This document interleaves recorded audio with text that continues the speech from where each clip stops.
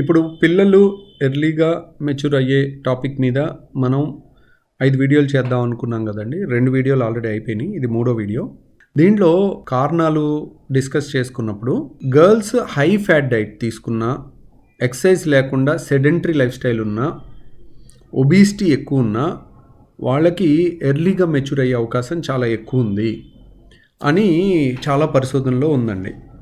తర్వాత this is exactly opposite in boys.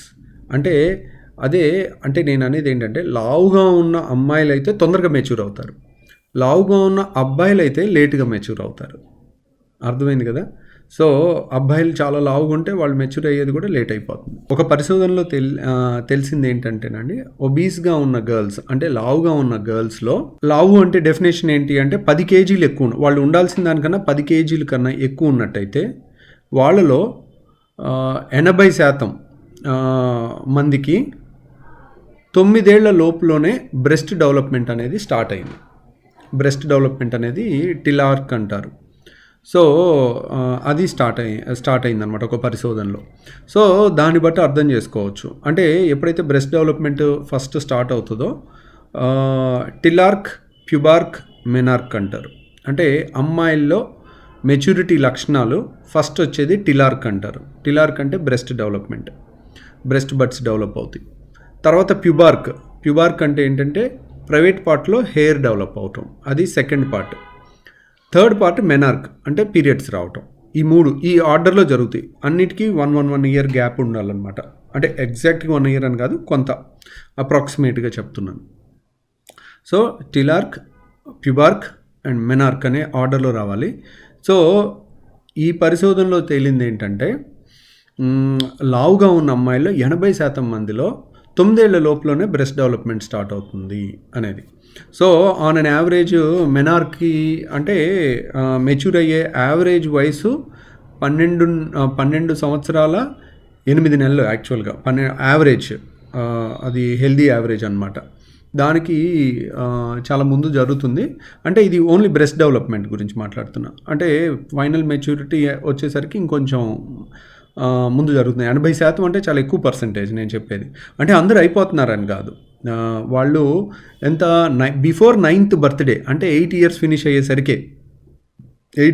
అయ్యేసరికి breast development అంటే మేబీ 2 ఇయర్స్లో వాళ్ళు మెచ్యూర్ అయిపోతారేమో. అంటే 10 ఇయర్స్కి మెచ్యూర్ అయిపోతున్నారు అనుకోండి, అంటే 2.5 ఇయర్స్ ముందు అవుతున్నట్టు. అంటే 80% మంది 2.5 ఇయర్స్ ముందు అవుతున్నారంటే ఇట్స్ మేజర్ చంక్ అనమాట. దీనికి గల కారణాల గురించి చూసినట్లయితే అందరూ ఏంటంటే కళ్ళకు కనపడే ఒబిసిటీని వదిలేస్తున్నారు, కళ్ళకు కనపడే లావును వదిలేస్తున్నారు, కళ్ళకు కనపడే సోమరిపోతనాన్ని వదిలేస్తున్నారు, కళ్ళకు కనపడే ట్యాబ్స్ని వదిలేస్తున్నారు, 24 గంటలు మొబైల్ పట్టుకుని కూర్చోవటం వదిలేస్తున్నారు, స్కూల్ గ్రౌండ్లో ఆడటం లేదనేది వదిలేస్తున్నారు. ఇవన్నీ వదిలేసి దేని వెనకాల పడ్డారు? పాలు వెనకాల పడ్డారు. పాలలో అది కలిపారు, ఇది కలిపారు, అందుకే ఇలా అయింది. మరి పాలు తినక, కూరగాయల్లో పెస్టిసైడ్స్ కలిపారని కూరగాయలు తినక, మరి చికెన్కి ఇంజెక్షన్లు చేస్తున్నారని చికెన్ తినక, ఎగ్స్లో జన్యు మార్పులు వచ్చిన ఎగ్స్ తినక, మరి ఇంకేం తిన బతకాలి? నాకు అర్థం కావట్లా. సో అది separate topic, that is adulteration, totally different. మీరు అసలు సంబంధం లేని రెండింటిని కనెక్ట్ చేసి దీనివల్ల ఇది జరుగుతుందని మీరు పెద్ద సైంటిస్ట్ లాగా ఎవరు పడితే వాళ్ళు మాట్లాడకండి, దయచేసి చెప్తున్నాను. ఎందుకంటే రాంగ్ నోషన్స్ పంపించి ఇన్సెక్యూరిటీలో బతుకుతున్నారు జనాలు. ఓయమ్మ ఇది తింటే అటు పాలు తాగితే ఎర్లీగా మెచ్యూర్ అయిపోతారని తల్లులు భయపడి, ఎగ్స్ తింటే మెచ్యూర్ అయిపోతారని భయపడి, ఇటు కూరగాయలు తింటే క్యాన్సర్లు వస్తాయని భయపడితే ఇంకా ఏం ఉండదు కదా. మనం పోరాటం చేయాలి. దేని మీద చేయాలి? అడల్టరేషన్ మీద చేయాలి. పెస్టిసైడ్స్ ఎక్కువ కొడుతున్నారంటే దాని మీద రీసెర్చ్ చేయాలి. మీ ఇంటి చుట్టుపక్కల ప్రతి ఒక్కరిది బాధ్యతే కదా, ఎవరు ఏం పండిస్తున్నారు, వాళ్ళు ఎన్ని పెస్టిసైడ్స్ వాడుతున్నారు, ఎంత వాడుతున్నారు కనుక్కుని ఆ డేటా అంతా కలెక్ట్ చేసి మీరు ఒక డాక్యుమెంట్ తయారు చేసి మనం ఒక రిప్రజెంటేషన్ ఇచ్చి పోరాటం చేసి దాన్ని ఆపాలి. అంతేగాని ప్రతిదీ ఇన్సెక్యూరిటీ కలిగించి వదిలేస్తే అది చాలా తప్పు అవుతుందన్నమాట. అదేదో టైంపాస్కి ఒక వీడియో చేసి మనం అందరినీ భయభ్రాంతులు గురి చేసి మనం కొంత ఎక్కువ వ్యూస్ కోసం భయాలు పెట్టినట్టు చేయకూడదు. సో చాలా ఈ ధోరణి కనబడుతుంది. అసలు ఒక కాజ్ ఎఫెక్ట్ దేనివల్ల వచ్చిందంటే నేనే డౌట్ఫుల్గా చెప్తున్నా. ఇంత పుస్తకాలు చదివి చివరికి ఇది అయ్యుండొచ్చు అని అంటాం. మోస్ట్ లైక్లీ ఇది అయి ఉండొచ్చు. 100 మందికి ఇస్తే ఎక్కువ మందికి, లేదంటే 1,00,000 మందికి ఇలా చేస్తే ఇన్ని వేల మందికి ఇలా జరిగింది అని ఒక పర్సంటేజ్ చెప్పి మోస్ట్ ప్రాబబిలిటీ అని చెప్పి అలా ప్రాబబిలిటీస్ రేషియోస్తో సైన్స్ అనేది మాట్లాడతారు. అంతేగాని పాల దగ్గర అందువల్లే వచ్చింది అని కాంక్రీట్ కంప్లీట్ బ్లాంకెట్ స్టేట్మెంట్ అనేది ఇవ్వడం తప్పనమాట. కానీ డైట్, ఎక్సర్సైజ్ అంటే రాంగ్ డైట్ తీసుకోవటం వల్ల, ఎక్సర్సైజ్ లేకపోవటం వల్ల పిల్లల్లో ఇలా ఎర్లీ మెచ్యూరిటీ జరుగుతుందనేది దాంట్లో సత్యం, దాన్ని ఇండిస్ప్యూటబుల్ ఫ్యాక్ట్ అండి. దాన్ని వదిలేసి పాలనో, ఎగ్స్నో, లేకపోతే చికెన్నో, లేకపోతే కూరగాయలనో, పెస్టిసైడ్స్నో తిట్టుకోవద్దు మీరు. ఎవరన్నా అలా చెప్పినా నమ్మొద్దు. ఎందుకంటే ఇండియాలో ప్రతి ఒక్కళ్ళు న్యూస్ పేపర్ చదివే వాళ్ళు కూడా మేధావుల్లాగా నాన్ స్టాప్గా నాన్ సెన్స్ మాట్లాడమంటే మాట్లాడతారు. తర్వాత ఇంకేదన్నా ఉన్నాయంటే వేరే మనం తినే ఫుడ్లో ద్వారా వచ్చేది ఏంటంటే కొన్ని హార్డ్ ప్లాస్టిక్స్ అని ఉన్నాయి. హార్డ్ ప్లాస్టిక్స్లో జీనో ఈస్ట్రోజన్ అనే ఒక కెమికల్ ఉంటుందంట. అలాంటివి వెళ్ళటం వల్ల కొంతమందికి రావచ్చు ఇలా ఎర్లీగా అని కొన్ని చిన్న చిన్న పరిశోధనలు ఉన్నాయి. అవి కూడా అంత పెద్ద పరిశోధనలు కాదు. సో అవి కూడా రేర్ కాజే అన్నమాట. కాబట్టి అదొకటి. కాబట్టి మనకి యూట్యూబ్లో కానీ మీకు ఎక్కడైనా కానీ ఒక సెన్సేషనలిజం లాగా ఏది పడితే అది సైంటిఫిక్ బేసిస్ లేకుండా మాట్లాడే వాళ్ళని నమ్మొద్దు. కొన్ని రెస్పెక్టబుల్ సోర్సెస్ అని ఉంటాయి, వాటిలో వచ్చిన ఇన్ఫర్మేషన్ని కొంత తీసుకోవాలి. నిజంగా జరిగి ఉండొచ్చు, పాలలో ఏదన్నా మ్యానుఫ్యాక్చరింగ్లో కొన్ని ఫాల్ట్లు జరిగి ఉండొచ్చు, కూరగాయల్లో పెస్టిసైడ్స్ ఎక్కువ ఉండి ఉండొచ్చు.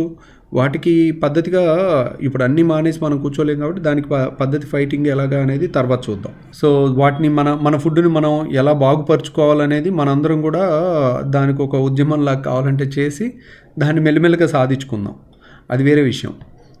సో కానీ అలా అనవసరమైన భయాలు అందరి మనసులో కలిగించడం కూడా కరెక్ట్ కాదు. కొన్ని పరిశోధనలో ఏమని చెప్పబడిందంటే చాలామంది అమ్మాయిలకి బ్రెస్ట్ డెవలప్మెంట్ కానీ, అబ్బాయిలకు కానీ అమ్మాయిలకు కానీ ఇద్దరికీ కూడా ప్యూబిక్ హెయిర్ అంటే ప్రైవేట్ పార్ట్స్లో హెయిర్ డెవలప్ అవటం కానీ చాలా ఎర్లీగా జరుగుతుంది. అంటే ఒక 2-3 జనరేషన్ అంటే ఒక 50 ఏళ్ల కింద చూసుకున్నట్టయితే ఆ జనరేషన్ కన్నా ఈ జనరేషన్లో చాలా తొందరగా జరుగుతుంది అని ఒక పరిశోధనలో తేల్చడం జరిగింది. దాన్ని బట్టి యాజ్ ఎ రిజల్ట్ దాన్ని బట్టి ఏమన్నారు, ఎర్లీ ప్యూబర్టీ ఇన్ చిల్డ్రన్ అంటే చిన్నపిల్లల్లో ఎర్లీగా మెచ్యూర్ అవటం అనేది కామన్ అయిపోయింది. As young as 9 years 10 years no long considered as abnormal. అంటే ఎక్కువ మంది అలా అవుతున్నారనుకోండి, దాన్ని అబ్నార్మల్ అని అనలేము. ఇప్పుడు 100 మంది ఒకలాగుండి ఒకళ్ళు ఏదైనా జబ్బుగ్రస్తులాగా ఉంటే వాళ్ళని అబ్నార్మల్ అని అనొచ్చు. ఎక్కువ మంది అలా అవుతున్నారనుకోండి, అందరినీ అబ్నార్మల్ అని ముద్రే వేయలేము కదా. ఇప్పుడున్న పరిస్థితుల్లో ఇది కొంచెం నార్మల్ కింద ట్యూనప్ చేయడానికి ట్రై చేస్తున్నారు. సో కానీ అది కరెక్ట్ కాదు. మీరు ఇప్పటికీ కూడా మంచి డైట్, మంచి ఎక్సర్సైజ్లు కనుక పిల్లలకి చిన్నప్పటి నుంచి యాక్టివిటీస్లో పెట్టినట్టయితే, వీళ్ళని యాక్టివిటీస్లో పెట్టలేదనుకోండి, ఏదైనా ఫిజికల్ యాక్టివిటీస్లో వాళ్ళు ఏం చేస్తారు, మొబైల్ కూర్చుని పేరెంట్స్ కూడా వీళ్ళ గోల భరించలేక, వాళ్ళని ఎంటర్టైన్ చేయలేక, వాళ్ళని ఆడించలేక, వీళ్ళ గోల తగ్గాలంటే ఒక మొబైల్ పడేస్తే చాలు, వాళ్ళు దాంట్లో పడి కొట్టుకుంటూ ఉంటారు అని చెప్పి అలా ఉంటుంది పరిస్థితి. అంతే. ఇప్పుడు మొన్న ఒక పేషెంట్ వచ్చారు, వాళ్ళ పిల్లల్ని తీసుకొచ్చారు, వాళ్ళు వచ్చి అన్నీ నా రూమ్లో కూర్చుని ఈ పీకటం ఎక్కడ ఏది కింద పడిపోతాయని టెన్షన్. ఇప్పుడు చూడండి నా టేబుల్ మీద ఇప్పుడు ఈ మోడల్స్ ఉన్నాయనుకోండి, ఇప్పుడు చూడండి, ఇప్పుడు ఐ మోడలు, హార్ట్ మోడలు అన్నీ ఉన్నాయి. అవన్నీ ఎక్కడ కింద పడిపోతాయో అని పేరెంట్స్కి టెన్షను. వాళ్ళేమో వీళ్ళు నాకు చెప్పాల్సిన కంప్లైంట్ చెప్పలేకుండా కంగారు పడిపోతా వాళ్ళ మీద కాన్సన్ట్రేషన్ ఎందుకు, ఇలా గోల ఎందుకని చెరొక మొబైల్ ఇచ్చేశారు పిల్లలకి. వెళ్ళి సప్పగా వెళ్ళి వెంటనే సోఫాలో కూర్చుని ఇక తల దాంట్లో దించుకుని ఉంటున్నారు. అంటే పిల్లల్ని ఒకప్పుడు ఊళ్ళలో వదిలేసేవాళ్ళు, ఇంకా అలా పరుగులు తీసుకుంటూ ఎంజాయ్ చేస్తూ ఉండేవాళ్ళు. కాకపోతే ఇప్పుడు అలా వదిలేసేటట్లు లేదు బయటికి వెళ్తే. కానీ వాళ్ళకి ఏదో ఒక ఆటలో ఏదో ఒకటి క్రియేట్ చేయాల్సిన బాధ్యత మనకి ఉంటుందన్నమాట. ఇప్పుడు ఎర్లీగా మెచ్యూర్ అవటం చాలామంది 9-10 ఏళ్ళకి అయిపోతున్నారని చెప్పి, ఎక్కువ మంది అవుతున్నారని చెప్పి అది అబ్నార్మల్ కాదు అని మనం ముద్రేయటం కూడా కరెక్ట్ కాదండి. That is abnormal. అది ఒక్కోసారి ఆ గర్ల్ కన్నా వాళ్ళ పేరెంట్స్కి షాటరింగ్ ఉంటుంది. అంటే వాళ్ళు అసలు చాలా డిస్టర్బ్ అయిపోతారు. ఎందుకంటే మెంటల్ మెచ్యూరిటీ అంత రాకుండా ఫిజికల్ మెచ్యూరిటీ ఓవర్‌గా వస్తే గనక వాళ్ళని హ్యాండిల్ చేయటం గానీ, వాళ్ళు మిస్‌యూజ్ అయ్యే అవకాశం గానీ, ఎందుకంటే పిల్లలకి చిన్న పిల్లల మనస్తత్వం ఉంటుంది. వాళ్ళకి what is right, what is wrong అనేది తెలీదు. What is good touch, what is bad touch అనేది తెలీదు. ఇలాంటివన్నీ వాళ్ళు మిస్‌యూజ్ అయ్యే అవకాశం ఉంటుందని ఇన్‌సెక్యూరిటీ పేరెంట్స్‌లో ఎక్కువ ఉంటుంది. కాబట్టి మనం చిన్నప్పటి నుంచి మీ పిల్లలకి ఊరికే సెల్ ఫోన్లు ఇచ్చి చేయటం కన్నా, వాళ్ళని ఒక 3-4 పిల్లల్ని కలిపి ఒక ప్లేస్‌లో, సేఫ్ ప్లేస్‌లో ఉండి కంటిన్యూస్‌గా ఆడుకునేటట్టు ఎంకరేజ్ చేయటం గానీ, ఏదైనా ఫిజికల్ యాక్టివిటీలో ఒక స్విమ్మింగ్‌లోనో, ఒక షటిల్‌లోనో ఏదైనా గేమ్స్‌లో పెట్టగలిగితే, ఒకవేళ ఒక పేరెంట్ కన్నా ఖాళీ ఉండి చేయగలిగితే అది చాలా మంచిదండి. ఇప్పుడున్న పరిస్థితుల్లో ఒక పేరెంట్ గనక వాళ్ళ కెరియర్‌ని సాక్రిఫైస్ చేస్తే, వాళ్ళు బయటికెళ్ళి సంపాదించిన దానికన్నా ఎక్కువ ఒక 10 ఏళ్ళు, 15 ఏళ్ళు పిల్లలు సెటిల్ అయ్యే వరకు ఒకళ్ళు కెరియర్‌ని సాక్రిఫైస్ చేశారంటే అది ఫ్యామిలీకి చాలా మంచిదనమాట. ఇద్దరు పరుగులు తీస్తే ఒక్కోసారి చెప్పలేము. అది ఇప్పుడు తెలీదు. ఒక 10, 20 ఏళ్ల తర్వాత పిల్లల్లో జబ్బుల్లో గానీ, దేంట్లో గానీ వాళ్ళ పెర్ఫార్మెన్స్‌లో గానీ, కెరియర్‌లో గానీ కొంత ఎఫెక్ట్ అయ్యే అవకాశం ఉంటుంది. అన్‌లెస్ చాలా ఇంటెలిజెంట్‌గా ప్లాన్ చేస్తే తప్పితే. సో, మూడో వీడియో అయిపోయిందండి. 4గో వీడియోలో ఇంకొన్ని ఇంట్రెస్టింగ్ థింగ్స్ తెలుసుకుందాం.